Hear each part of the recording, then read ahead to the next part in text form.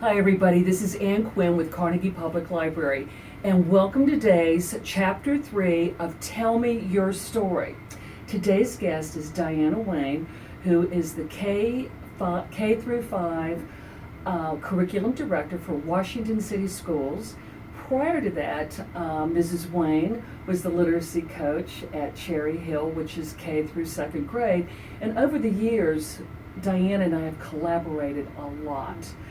So I know her, and I'm so anxious to find out, though, about her reading life and what's going on. We tried up with our masks. So we were trying to follow the social distancing, but it's really hard to talk and interview with these on. So if one of us gets the urge to cough, you may see the masks go back up. So welcome, Dianna. I'm so glad you're here today. I really want to thank you. I was really humbled that you thought of me. Of course. Because we do work so well together, and we've done so many partnerships in this community, and I'm thankful for you. These are for you. I know, aren't these gorgeous? I'm so lucky. Thank you. Well, I think it's Teacher Appreciation Week, and I'm so thankful for our teachers. Oh my goodness, our heroes. Our heroes. I'm thankful for our families that are doing this, the teaching job every day, the teaching of reading. So just thankful for a lot of people. And, we're going through a lot right now, aren't we? We really are. It's tough. So one of the things that I always like to find out about people is your early reading life. And I know your parents, and I know your mom is a frequent visitor to the library when we're open, and I always so much enjoy seeing her. But I don't know about your dad. And how are they doing right now? And are they still reading as they can't get into the library? What's going on? So I have a story about my mother. Okay. Because she does love the Carnegie Library. Yes, she does. And when she checks out books, she checks out a stack. Well, her stash was low. So she came down to the house, and we do social distancing, and she said, Diana, I don't have any books. So I brought her to my library. I have bookshelves, cleaned off a shelf, and just set a stack, and I said, have at it. And she walked home with about 5 or 6 books. She texted the other day, she's almost done. So I have one here. I'm going to bring her after this interview, and I took 2 from school. So she is missing you guys very much. She can read a book every other day. Yes, and I've always enjoyed when she comes in. We'll sit and talk read. about authors, and we'll talk about favorite books. And so we'll be opening up soon. We haven't announced exactly when, but folks, it won't be too much longer, and our doors will be open. So tell your mom we'll be happy to welcome her back. So yeah, keep me posted. So my dad, you mentioned him. You know my mom's a voracious reader. My dad, I started thinking about you asking me to do this interview and thinking about my childhood, and of course my parents, they're educated, they like to read, they support education, they want the best for their kids, and I know that my dad bought us a set of encyclopedias. Do you remember that? Yes. Okay. Yes. So this would have been the 70s, and he was so proud and excited that we had this whole set. Because they're expensive. They're expensive. So we had the whole set of Encyclopedia Britannica. Yes. And I that's how I spent my childhood and even some of high school. Like, you had to get through and look in encyclopedias for information. There wasn't the internet. I did that too. Search things.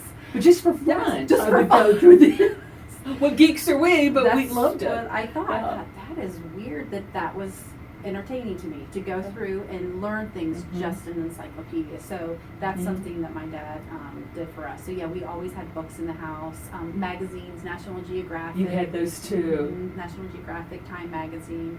So yeah.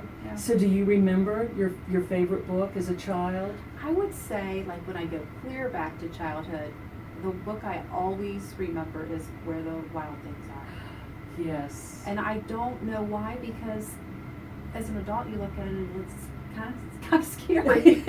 Yes, it is. It's a little scary, but that is one of my first childhood books. So your mother would read that to you? Yes. Yeah. The other thing, because she did read to us, and I still remember, and that's one thing I just want for every child, is to have that lap experience where you sit with someone who loves and cares about you, and they read to you, and I had that mostly when we would sit in bed at night and she would read to me. So. Yes, and I know you have 3 children. Did you have a ritual at nighttime to read to them, and what were their favorites? So in preparation for the interview, I have 3 children. One is living in Chicago, but it's home now during the pandemic. He's an engineer, so that's been interesting. Mm-hmm. And my daughter at Ohio State shut down, so she's home. And then I have a 16-year-old. So I asked them last night at dinner, I said, so what did I read to you? I can't remember anymore. Because I read a lot to them. And when I came down today, this brings back a lot of good memories. Because this beautiful window, we would sit down here and they would play and we'd choose books. But I did a lot of rhyming books for that phonemic awareness. The kids have to hear that language, so a lot of rhyming books. Alec was really into Blue's Clues at the time. Oh, yes, Blue's Clues. Any book, they have books about planets, I just, really anything. I can imagine that your house was always filled with books. Lots of books. Yes. Yes. Always and Yes. always. Yes. Yeah. That my kids say they don't want to be a teacher because they grew up with teachers. Always teaching them and putting books out, so they'll appreciate it, right? Yeah. Now, is your husband a reader? No. He doesn't have time to read. No, he's more, he loves sports, so he does watch, he loves football and baseball. He follows a lot of Tim and Brian Kite, different leaders that he'll read. So he'll follow them on Twitter and read like that. But he's not someone who's going to go and check out books to read. Okay. What about when you were a teenager? Did you have a favorite series? Or maybe even before you were a teenager, a tween, did you read the Babysitter's Club? Were you into that? I remember or that. mysteries? So I brought in, Good. I had the whole series. These are actually my books, and it was too big to carry in, but the Little House on the Prairie, love Little House on the Prairie. Did you watch the show? Yes, I watched the show. So you read the whole thing? The whole thing, yes. Okay. And then I also really love Nancy Drew. Okay, so you did like that for the mystery series. Yes, okay. and Party Boys. I did then as I got more into a teen, I would get magazines. I loved teen, Tiger Beat. Oh, yes. Teen magazine. Did you read 17? Did you get that? Yeah. And Girls' Life and I loved magazines. Yeah. I'm trying to think what else that I read, but yeah, definitely Nancy Drew. Oh, do you know one of my favorites? Helen Keller. Anything I could read about Helen Keller. Yes. I loved Helen Keller. Yeah, I did too. And that story is just so amazing how she was able to accomplish what she was able to accomplish in her lifetime. And that's kind of one recollection. I hate to tell a teacher, but she actually told me I couldn't read another Helen Keller book. You need to broaden She said, out. Diana, you cannot read another Helen Keller book. And I was so hurt as a teacher myself. I think she should have said, I see you like Helen Keller.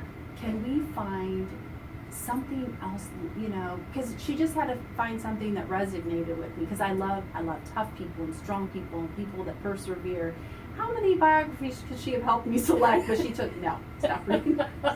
She was trying to broaden your horizons a little bit. So, she was tired of reading those reports. She was tired of reading about Helen Keller. So I loved anything Helen Keller. Yeah. So biographies probably.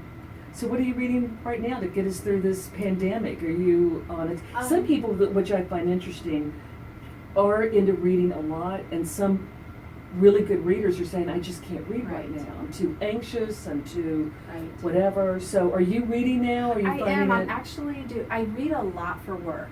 Okay. One day when I'm retired and not trying to keep my craft up, I can probably read more for enjoyment, but I'm working on a project-based teaching. I'm part of an online book study, so I try to do a chapter a night, but I will say I brought this one. Oh, good. Somebody gave The Woman in the Window. I did read for fun. Was it scary, though? It was a little scary, but I'm telling you what, I couldn't put it down. And the reason why I got this book, a friend of mine, this is right before we shut down, right before this pandemic hit, a friend of mine were at the Willow, and this group of ladies had clustered around, and they were having their book club. And do you know what my friend and I were doing? You wanted to know. What you got over there? Yeah. So we started this conversation, and they start telling us the books, and one said, oh, you really have to read this. And I said, I'll go order it. So I went to check out, and she came over to me, and she doesn't know me, and she's like, would you like to take this with you? And I said, I would. Yes, and I'll take very good care of it. So she gave it to me, and that was a hard one to put down. So that's been a book that I read recently that wasn't work related. That was pure for fun. Yes. And it was a mystery and a little bit of a thriller.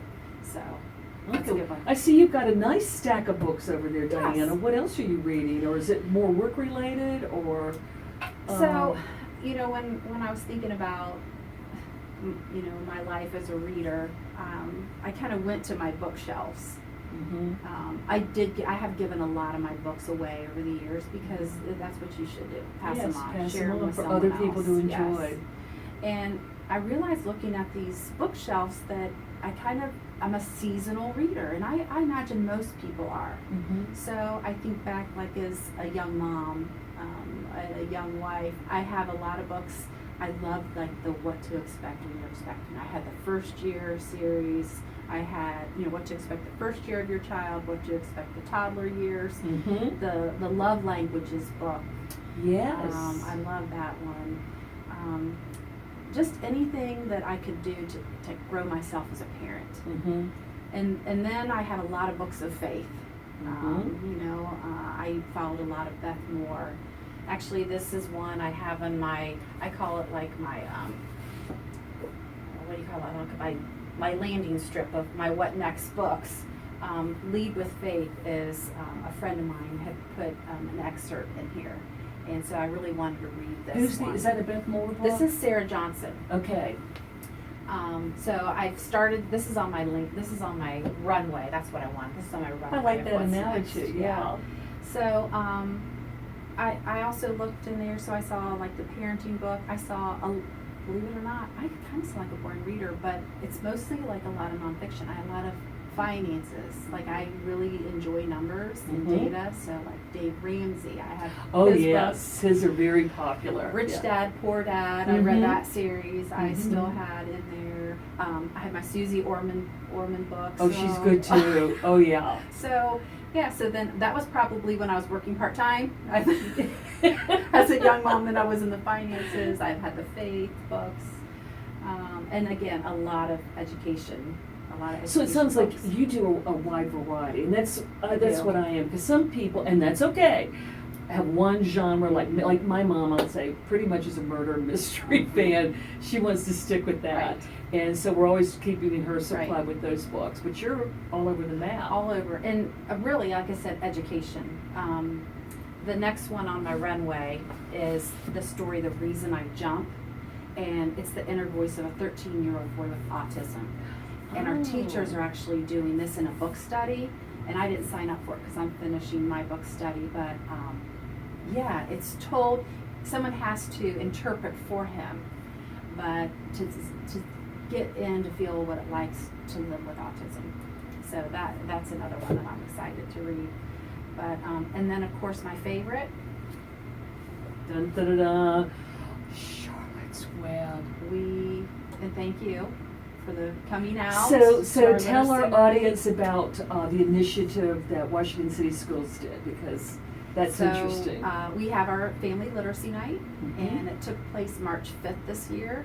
It almost seems like I was there for that event, and it seemed like that was the last bit of normalcy it really was. we had in our lives. It really was. It was that Thursday. By the following Friday, the 13th, we closed. The night that we all came together to celebrate Charlotte's Web, I didn't even know the word coronavirus. Yeah. I didn't even know about it.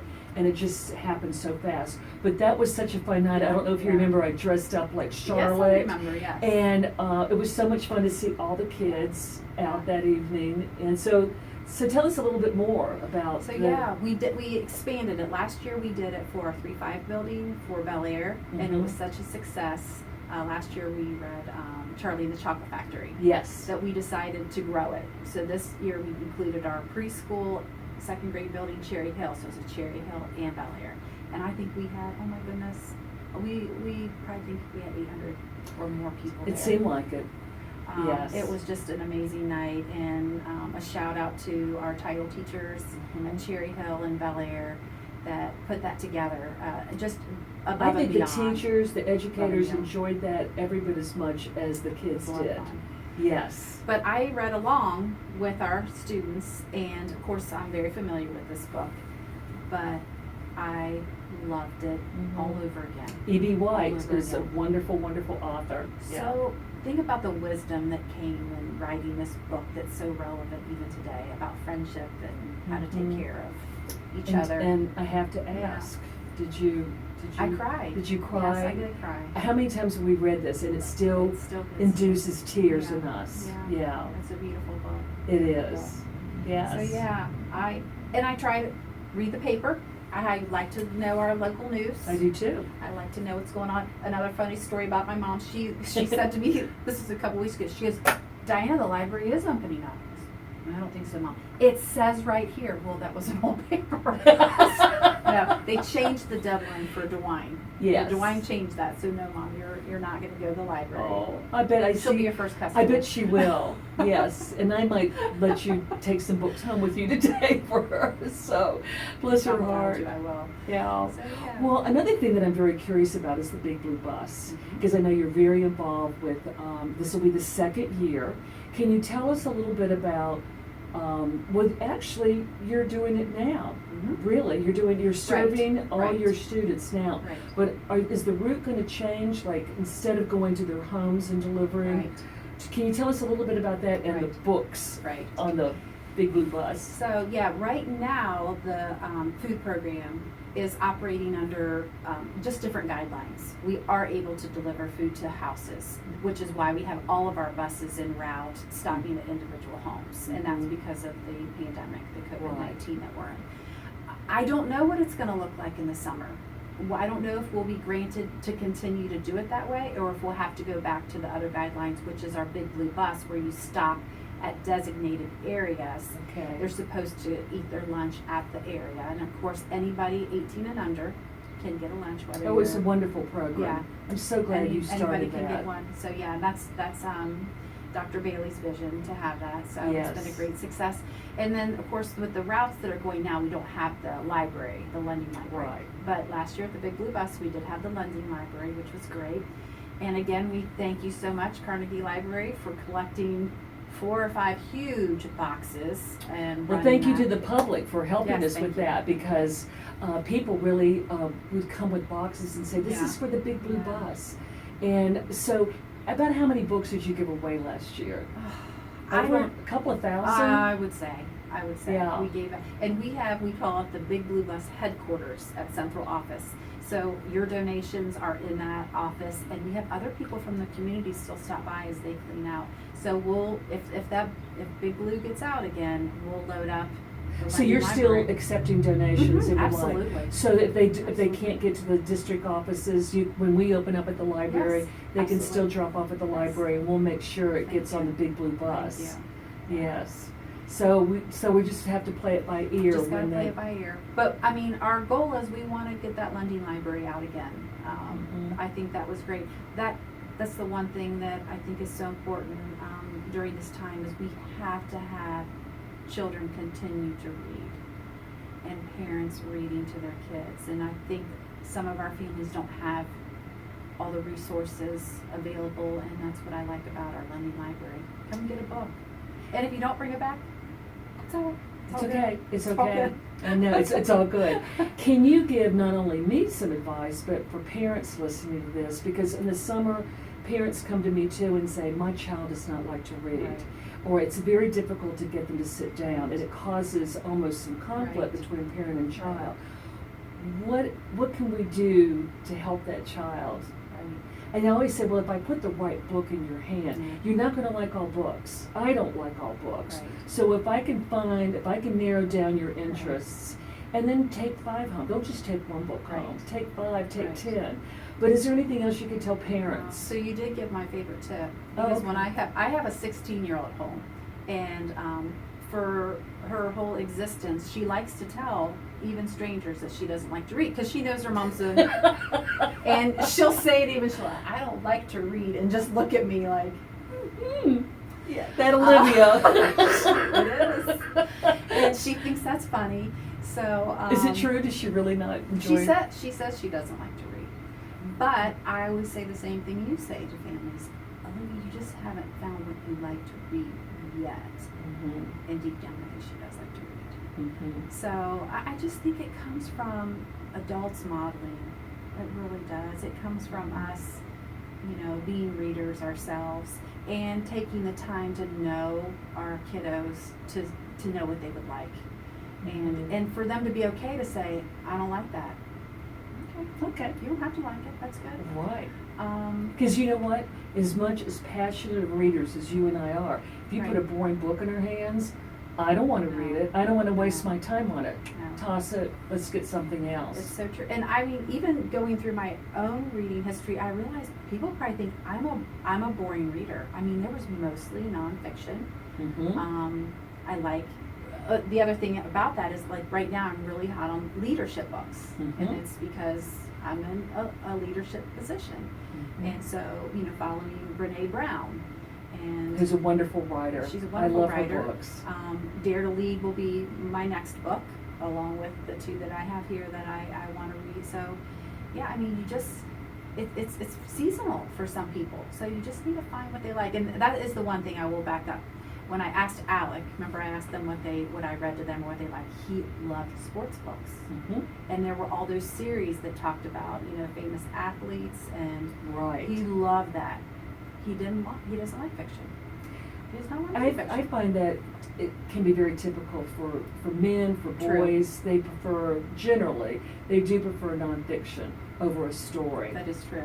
Yeah. And So there's that's what I try to research guide about, them over to the nonfiction Right, section. Yeah, which is So- my favorite too. I love nonfiction. I guess I am too. Yeah. But yeah, I mean, just keep encouraging your child, and supporting them. Read to them. You are never too old to be read to. I mean, you can read to. Now, I'm granted your high school kids probably won't, but you can still read to your kids. I remember when my stepson, he would allow, and he was a wonderful reader. I mean, he didn't need for me to read to him, Right. but he wanted me to read to Right. him. And so he allowed that all the way through the summer after 6th grade. And then we would still, I remember the last book we read together, or that I read to him, was Call of the Wild. And I remember at the very end, I'm sobbing. I just could barely get through. Jack London can really wring the tears out of you. And that was the last book that it was still cool for me Right. to read to him. And then the next summer it was like, no, I've got this. Right. And he was a terrific reader and Right. still is. So that's what I encourage parents too. It's fun to sit there with Right. your kids around you Right. and to read to them. Right. So, And maybe try some magazines too. yes. Sometimes you can slip those in little shorter stories maybe. I think sometimes kids get overwhelmed by the length. Sometimes you have those kids that they go, Yes. how many pages do I have to read? Was an educator, I know that you can laugh at this. So many kids will come to the library and say, I want the shortest book. Yes. I don't want anything Yeah. over 100 pages. And I've actually got a list of books that Do I you? can recommend. As reference. It's about 100 pages. Let's pull this out for the one that wants short books. Yeah. Yeah. I do hear that a lot. So. Yeah. And I think just because they don't like it now, I would say my son maybe thought the same thing, and here he is, 23 years old and a graduate in engineering from Ohio State, and he always has his nose in a book. He does. Oh, always has his nose in a book. Yeah. So That's got to be gratifying. yeah, you plant those seeds and you encourage, and they take root. Well, you have inspired me, and I want to write down the titles of those books. Okay. Because those sound like books I would enjoy reading. Right. So that's one thing that I enjoy these conversations. So I leapfrog from other Right. people's ideas. So thank you so much for joining us for Chapter 3 of Tell Me Your Story. This was really nice. I enjoyed learning all about your reading habits. So thank you, I Dianna. appreciate you having me, and thank you. Thank you.